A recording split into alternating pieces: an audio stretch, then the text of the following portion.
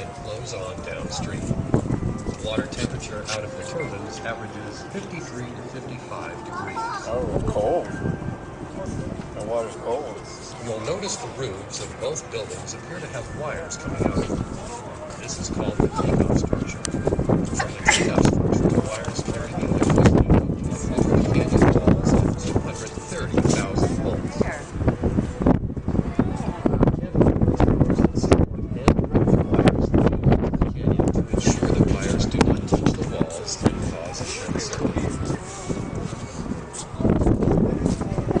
Downriver, midway on the canyon wall, you will see a rectangular concrete building with 6 holes. This is Try so I can hold it.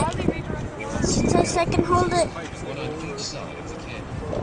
Each building contains 2 90-inch gate valves. These valves allow us to discharge water directly from the Hold it very tight. turbines whenever needed.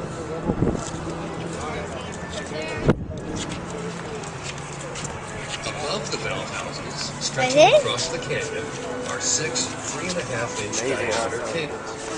Following the cables to the right, you will see the lifting mechanism.